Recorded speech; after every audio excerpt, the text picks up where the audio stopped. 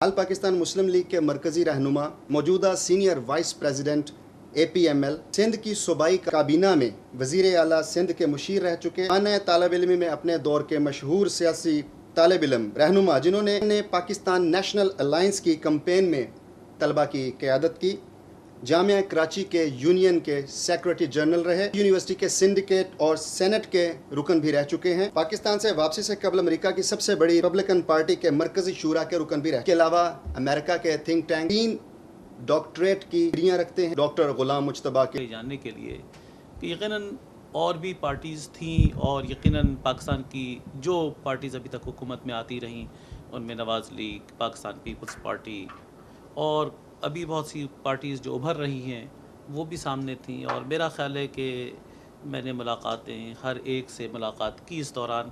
पाकिस्तान का गालिबन शायद ही कोई सियासी रहनुमा होगा जिससे मेरी मुलाकात इस दौरान नहीं रही। एक बड़ी इम्पॉर्टेंट क्वेश्चन, एक बहुत अहम सवाल जो पीर साहब पगारा ने मुझसे एक दिन किया, वो ये कहने लगे कि आप ये बताइए कि अगर आज हुकूमत आपको दे दी जाए तो आप हुकूमत को किस तरह चला सकते हैं? क्या पाकिस्तान की इकानमी इस कंडीशंस पर है कि पाकिस्तान की इकानमी को आप चला सकते हो? क्या पाकिस्तान के माशी हालात उन हालात पर हैं जहाँ पाकिस्तान को चलाया जा सकता हो? यकीनन आपके नाज़रीन ये भी जानना चाहेंगे कि जिस वक्त मुशर्रफ साहब ने अपनी हुकूमत संभाली थी 1999 में, जब ये मार्शल लॉ लेकर आए थे, उस वक्त पाकिस्तान की नेशनल ट्रेजरी के अंदर जो टोटल एसेट्स थे वो $700 मिलियन थे। और उसकी वजह ये थी कि फॉरेन करेंसी अकाउंट्स को फ्रीज़ कर दिया गया था और ओवरसीज़ पाकिस्तानीज़ के कॉन्फिडेंस को यकीनन शैटर किया गया और उसके नतीजे में लोगों ने या तो अपने फ़ंड्स को बाहर मंगा लिया या इन फ़ंड्स को यहाँ पे ड्राई अप कर दिया गया। $700 million for a country like Pakistan is peanuts. आजकल कोई भी ऐसा मकान पाकिस्तान के अच्छे इलाके में 8 करोड़ और 10 करोड़ से नीचे का नहीं है। तो $700 मिलियन का मकसद ये कि 700 ऐसे मकानात को आप जमा कर लें, वो पाकिस्तान की ट्रेजरी के नेशनल एसेट्स थे। That was amazing at that time. Musharraf साहब ने जब हुकूमत संभाली तो उसके बाद जब हुकूमत मुशर्रफ साहब ने छोड़ी और जरदारी साहब को ट्रांसफ़र की, उस वक्त पाकिस्तान की इकनॉमिक कंडीशंस ये थी कि पाकिस्तान के नेशनल ट्रेजरी के अंदर $18 बिलियन नेशनल एसेट्स थे और यकीनन $18 बिलियन का मकसद 18,000 मिलियन डॉलर्स। तो कहाँ 700 मिलियन डॉलर्स और कहाँ 18,000 million dollars. It was a huge change. तो what is the problem here कि आज की कंटेम्प्रेरी वर्ल्ड के अंदर it is not war on the geographical boundaries, it is not battle for the frontiers of any country, it is economic warfare. और economic warfare के अंदर वो country सबसे आगे होगी जिस कंट्री की इकॉनमी मजबूत होगी। चुनांचे पाकिस्तान को अगर कमिटी ऑफ नेशंस के अंदर आगे बढ़ना है तो Pakistan has to improve it's economy. Unfortunately Pakistan की इकॉनमी जिस वक्त प्रेसिडेंट मुशर्रफ ने पावर जरदारी साहब को ट्रांसफ़र किया, पाकिस्तान के टोटल डेप्ट जो 65 ईयर्स का पाकिस्तान का था वो $38 बिलियन था। पाकिस्तान के नेशनल एसेट्स जो ट्रेजरी के अंदर थे वो $18 बिलियन था, which means positive 18 billion, negative 38 billion, 20 billion on the negative side था, which is not a big deal in 65 years of Pakistan performance.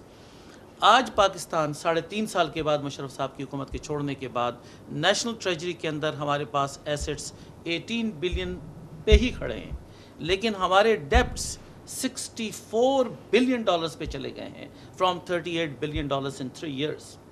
और अगर इस $64 बिलियन को माइनस पे रखें और $18 बिलियन को अगर आप पॉजिटिव साइड पे रखें तो you can find it out कि तकरीबन $46 बिलियन का 66 बिलियन का हमारे पास नेगेटिव साइड पे इस वक्त हमारी ट्रेजरी चल रही है, which is a huge difference from 46 to 20 billion dollars, twice as much as what president Musharraf left it.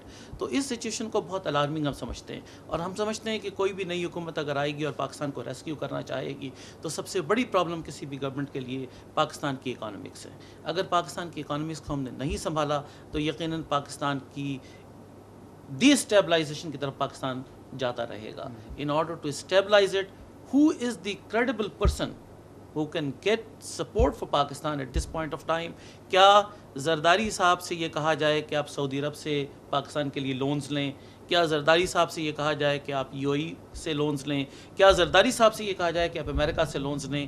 کیا امریکہ، یو اے ای یا سعودی عرب پاکستان کو لونز دے سکے گا زرداری صاحب کی کریڈیبلٹی پہ؟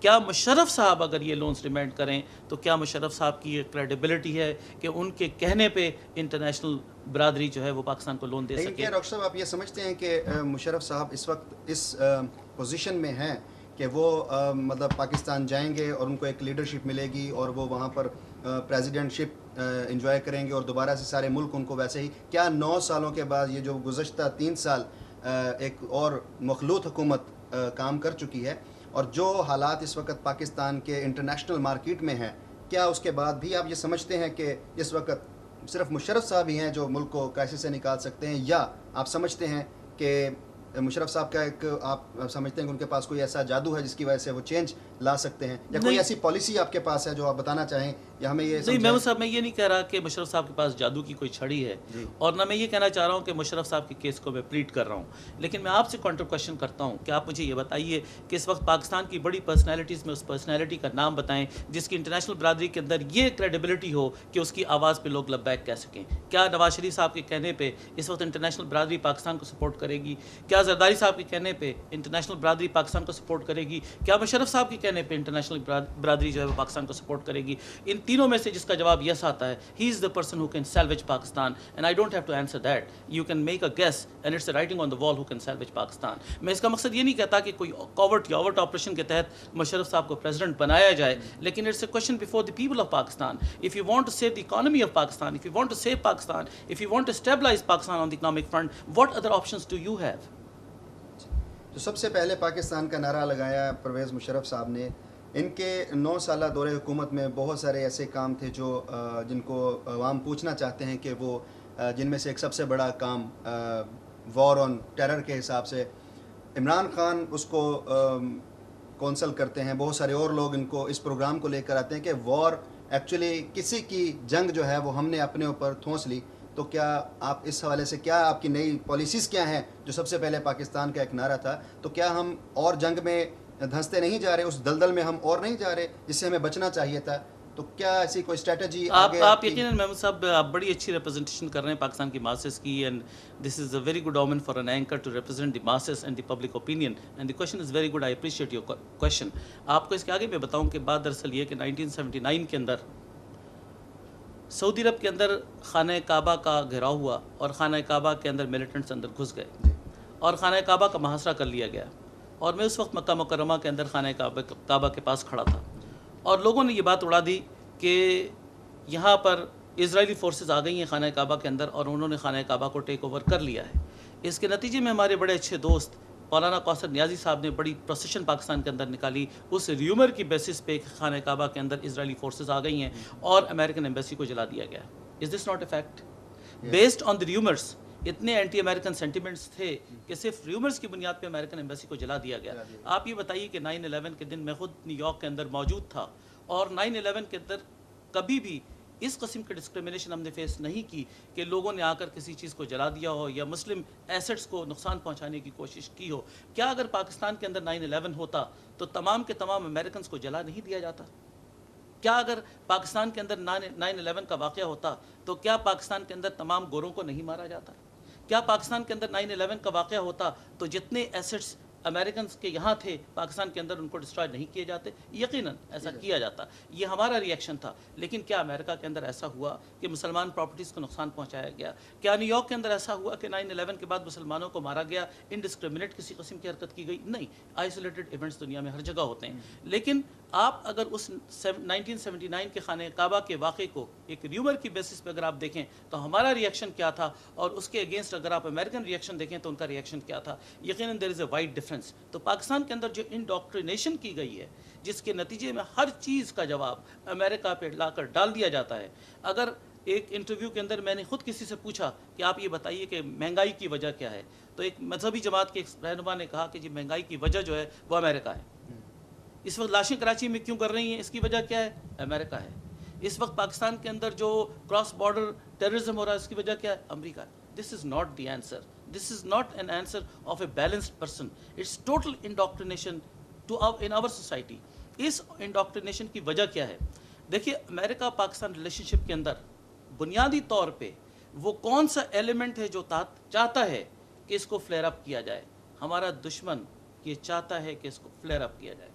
انڈیا یہ چاہتا ہے کہ پاکستان امریکن ریلیشن شپ کو ڈسمینٹل کیا جائے.